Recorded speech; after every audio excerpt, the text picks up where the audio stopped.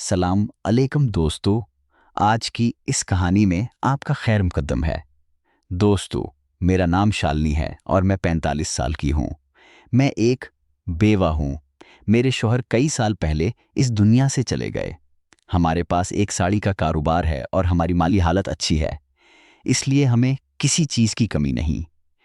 मैं अपनी सास और बेटे के साथ एक वसी फ्लैट में रहती हूँ। हमारा घर गली के सबसे आखिर में वाक़ है, जिसकी वजह से यहाँ शोर शराबा कम होता है। हमारे फ्लैट के बिल्कुल साथ एक छोटा सा खेत भी है। मेरे बेटे का नाम रोहान है, लेकिन हम उसे प्यार से रोहो कहते हैं। वो 20 साल का है और मेरी तरह ही लंबा और पतला है। इसकी कद 5 फीट है। वो कॉलेज में तालीम हासिल करता है और हॉस्टल में रहता है। इसका कॉलेज यहाँ से ज़्यादा दूर नहीं, बस 4 घंटे का रास्ता है। मगर कॉलेज के सख्त कवानीन की वजह से इसे हॉस्टल में रहना पड़ता है। इसे महीने में सिर्फ 2 बार, हफ्ता और अतवार को घर आने का मौका मिलता है। अब मैं अपनी बात करती हूँ। जैसा कि मैंने बताया, मैं 45 साल की हूँ, पतली हूँ और मेरी कद 5 फीट 4 इंच है। लोग अक्सर कहते हैं कि मैं अब भी खूबसूरत और दिलकश लगती हूँ।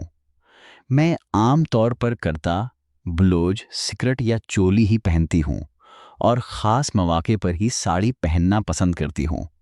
जब मैं बाहर निकलती हूँ तो लोग मुझे घूरते हैं। मेरी कुछ सहेलियों ने भी ये बात मुझसे कही है। एक दिन रोहो के कॉलेज से प्रोफेसर उनीता का फ़ोन आया। उन्होंने बताया कि मेरा बेटा बहुत समझदार और ज़हीन है, लेकिन हाल ही के दिनों में वो थोड़ा बीमार और उदास सा लग रहा है। उन्होंने मशवरा दिया कि मैं उसे कुछ दिनों के लिए घर बुला लूं, ताकि वो थोड़ा सुकून हासिल कर सके और पढ़ाई पर दोबारा तवज्जो दे सके। मैंने उनकी बात मान ली और रोहो को घर ले आई। हम दोनों तालीम याफ्ता हैं, इसलिए कभी-कभी अंग्रेजी में भी बातें कर लेते हैं। रोहो के घर आने के बाद कुछ दिन ऐसे ही गुजर गए। सुबह में अपनी दुकान पर चली जाती और रोहो कभी-कभी गली के निकल पर अपने दोस्तों से मिलने चला जाता। मुझे इल्म था कि वो वहां सिगरेट पीता है, लेकिन मैंने इससे इस बारे में कुछ नहीं कहा। दोस्तों, एक हफ्ता की बात सुनाएं। इस दिन मुझे शाम को एक खातूनों के इज्तिमा में जाना था और मेरी सास भी अपनी भक्ति सभा के लिए बाहर गई हुई थी। घर पर मैं अकेली थी। शाम का वक्त करीब था। मुझे तैयार होना था, लेकिन मेरी नीली रेशमी साड़ी कहीं नहीं मिल रही थी। मैं उसे तलाश करते करते रोहो के कमरे में पहुंच गई। तभी रोहो ने अचानक कहा, अम्मी मैं दोस्तों के साथ बाहर जा रहा हूं, और तेज रफ्तारी से निकल गया। मैंने भी रफ्तारी से निकल गया। फिर मैं अपनी साड़ी तलाश करने लगी। तभी मेरी नज़र रोहो के बिस्तर के नीचे पड़ी और वहां मुझे अपनी वही नीली रेशमी साड़ी नजर आई। मैंने सोचा ये यहाँ कैसे आ गई, लेकिन इस वक्त मेरे पास सोचने का वक्त नहीं था, क्योंकि मुझे इज्तिमा में देर हो रही थी। मैंने जल्दी से साड़ी उठाई और पहनने लगी, लेकिन जैसे ही मैंने उसे पहना मुझे कुछ गीला और चपचपा सा महसूस हुआ। मैंने फौरन साड़ी उतार कर देखा तो उस पर कुछ गाढ़ा सा निशान था। मैं हैरान हुई कि ये क्या है। फिर मुझे एहसास हुआ कि ये मेरे बेटे की हरकत है। मैं सोच में पड़ गई कि रोहो ऐसा क्यों कर रहा है, लेकिन उस वक्त मेरे पास वक्त नहीं था, तो मैंने वहीं साड़ी पहन ली और निकल गई। थोड़ी देर बाद मुझे अजीब सा लुत्फ आने लगा। अगले दिन भी कुछ ऐसा ही हुआ। सुबह जब मैं दुकान के लिए तैयार हो रही थी तो रोहो बाथरूम से जल्दी में बाहर आया और बोला, अम्मी मैं बाहर जा रहा हूं। मैंने हाँ कह दिया और वो चला गया। मैं कपड़े बदल रही थी। तभी मेरी नजर बाथरूम में पड़े एक कपड़े पर गई। इसे देखकर मैं हल्के से मुस्कुराई, क्योंकि अब मुझे ये सब अच्छा लगने लगा था। फिर अतवार को मुझे अपने खातून ग्रुप के एक प्रोग्राम में जाना था। शाम का वक्त था।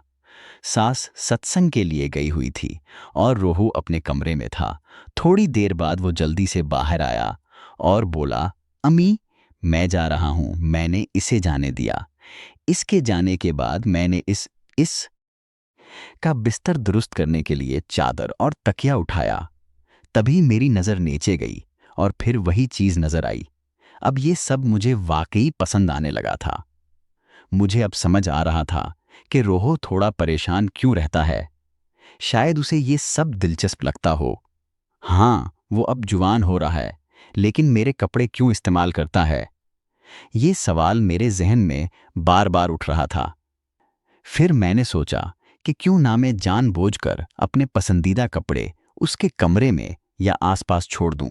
कुछ दिन बाद एक इतवार की दोपहर को मैंने फैसला किया कि आज दुकान से जल्दी घर आ जाऊंगी, क्योंकि शाम को सास सत्संग में जाने वाली थी। मैंने दुकान की लड़कियों से कह दिया कि आज मैं जल्दी जा रही हूं। और शाम को मैंने कुछ नया करने का सोचा। मैं चुपके से रोहो के कमरे में गई, कपड़े तब्दील किए और कुछ कपड़े वहां जानबूझकर छोड़ दिए ताकि देख सकूं कि वो क्या करता है। फिर मैं अपने काम में मसरूफ हो गई। दोपहर में जब मैंने देखा तो वो अपने लैपटॉप पर कुछ देख रहा था और अपना काम कर रहा था। थोड़ा अजीब सा लगा, लेकिन मैंने सोचा कि वो नौजवान है, क्या कर सकता है। और मैं फिर अपने काम में लग गई। अब शाम हो चुकी थी, सास सत्संग के लिए चली गई थी। घर में सिर्फ मैं और रोहो थे। इस मौके को देखकर मैंने सोचा कि आज कुछ मुख्तलिफ करूं। मैंने ऊपर एक ब्लाउज पहना और नीचे एक फिटिंग वाली साड़ी। फिर आईने में खुद को देखा, हल्की गुलाबी लिपस्टिक लगाई, माथे पर बड़ी सी बिंदी सजाई और बाल खुले छोड़ दिए। सच बताऊं तो मैं बहुत खूबसूरत लग रही थी। तभी रोहो आया। वो मुझे देखकर हैरान रह गया। इसने मुझे ऊपर से नीचे तक देखा और कुछ लम्हों तक बस मुझे देखता रहा। मैंने कहा, अरे बेटा, ऐसे क्या घोर रहा है, चाय पिएगा?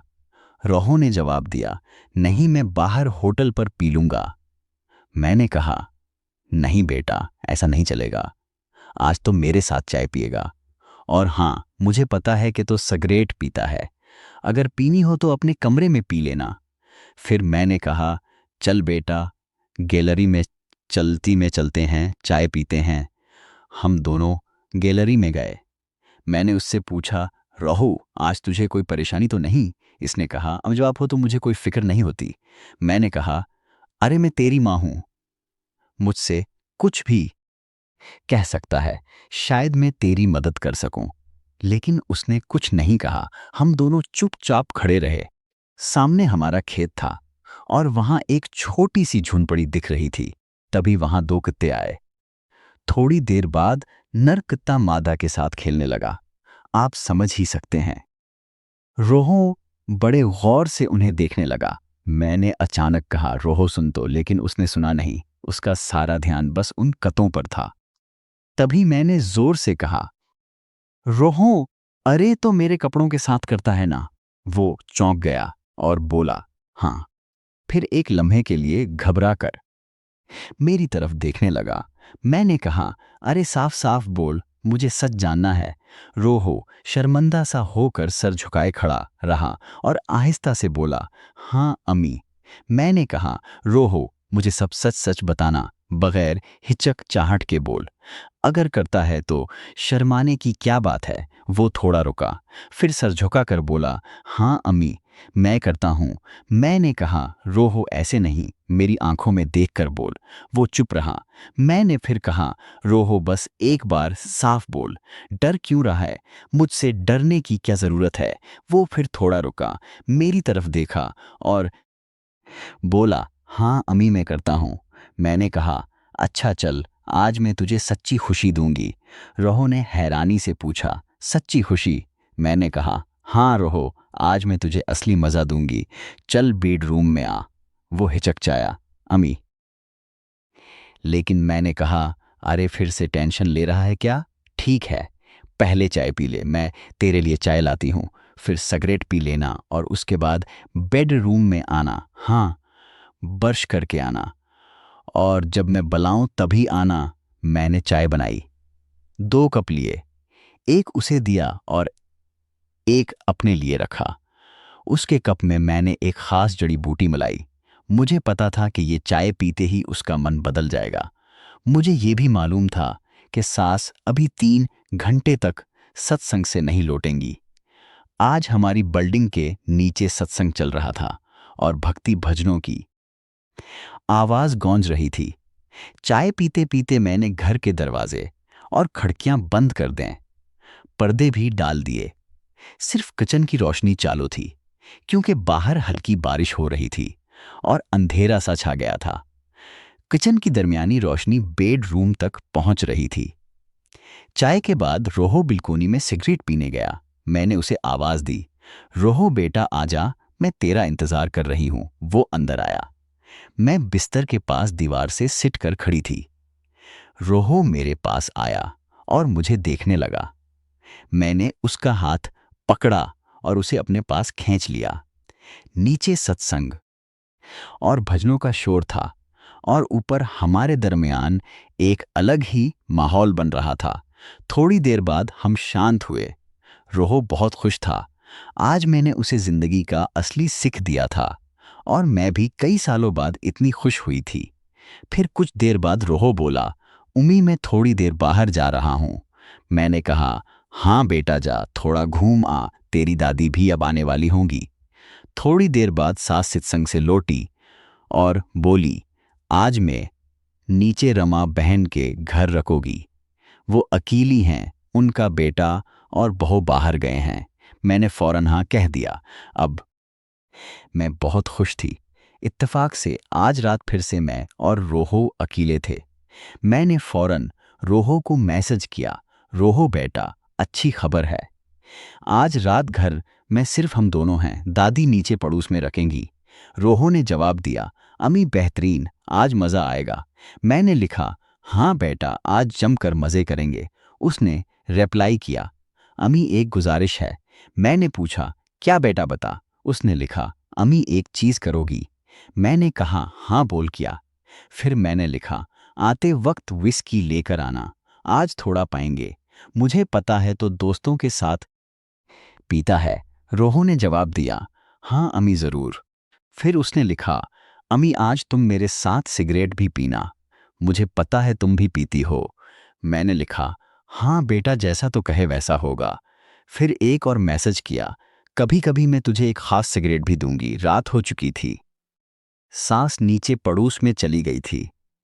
रात के बज गए थे। मैंने रोहो को मैसेज किया, बेटा कहाँ है। उसने जवाब दिया, अम्मी रास्ते में हूं, एक दोस्त मिल गया था, उसलिए थोड़ी देर हो गई। मैंने लिखा, ठीक है।